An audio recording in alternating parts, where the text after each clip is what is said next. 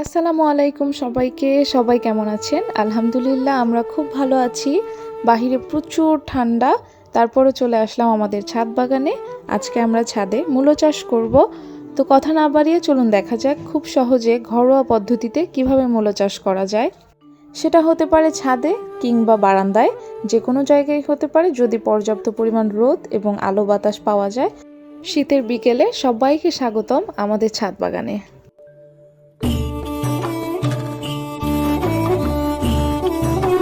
আর এই যে হচ্ছে বাগানের মালিক, ছাদ বাগানের পরিচর্যা করছে।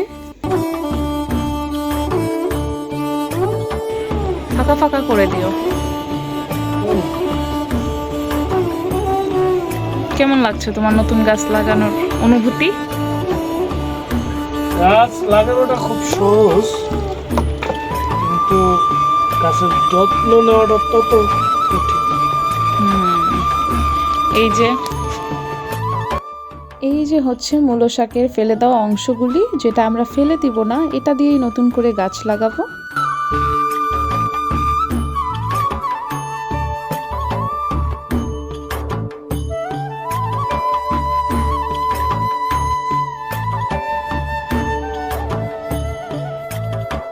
বাগানের পরিচর্যা করতে করতে এই দিকে দেখি আমাদের পেয়ারা গাছের উপরে কাকে যেন দেখা যায়, লাইটের মতো জ্বলজ্বল করছে।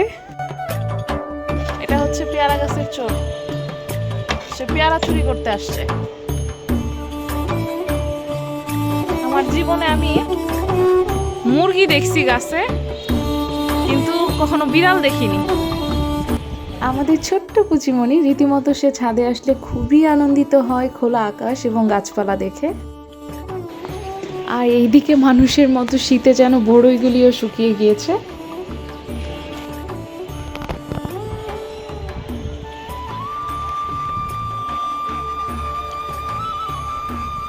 কি তুমি ওইখানে উঠছো কেন কুচি?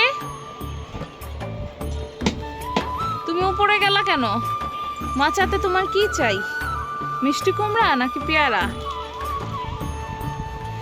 শীতের বিকেলে আকাশে চাঁদ উঠেছে, ওই যে দেখা যাচ্ছে ছোট্ট চাঁদের টুকরো।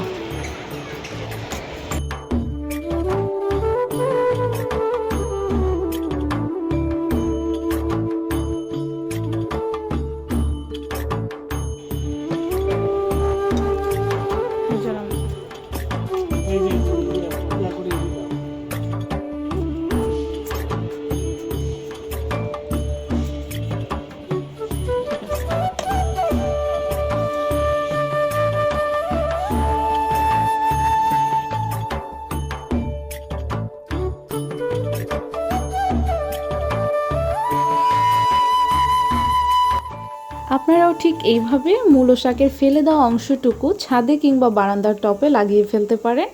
আমি এই গাছগুলি এক সপ্তাহ আগে লাগিয়েছিলাম, মাশাআল্লাহ একদম সতেজভাবে বড় হয়েছে। আর গাছ লাগিয়ে যা বুঝলাম, অল্প মাটিতে এই গাছগুলি খুব তাড়াতাড়ি গ্রো করে যদি রোদ আলো বাতাস সম্পূর্ণভাবে পায়।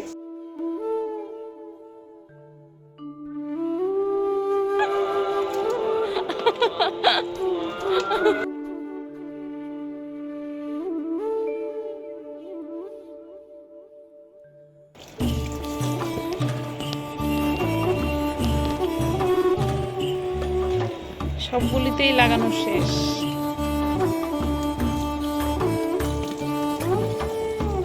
লাগানোর পরে আবার বেশি পানি দেওয়া যায় না, অল্প অল্প পানি দিতে হবে।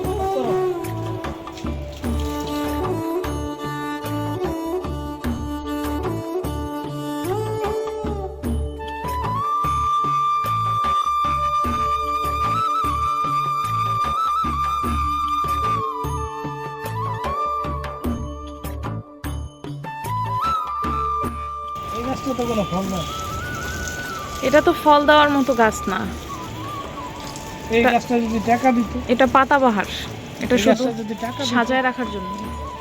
চকমক করে দেখছো, পানি দিছিস না? চকমক পরিষ্কার হয়ে গেছে একেবারে।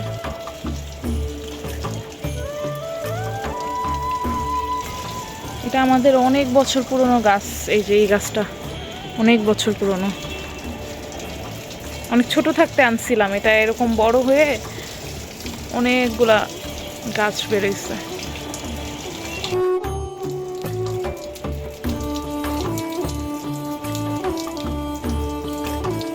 এবার মাশাআল্লাহ ভালোই বড়ই আসছে না?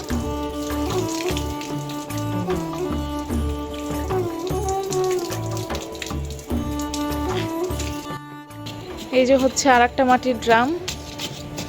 এটা যে কি মাটি জানি না, সম্ভবত লাল মাটি, মিক্সড মাটি। প্রচুর শক্ত মাটিগুলো, এখন এটাকে নরম করা হচ্ছে। এরপর এটাতে আমরা ধনিয়া পাতা চাষ করব, দেখি হয় কি না।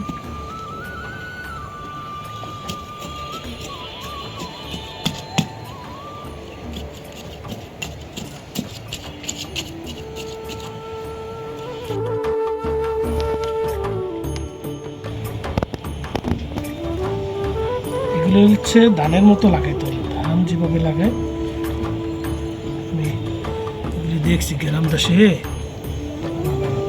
তোমার সব হাতে পুরা মাটি চড়ায় গেছে, কাদা মাটি।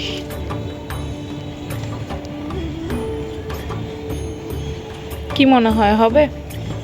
ইনশাআল্লাহ ইনশাআল্লাহ।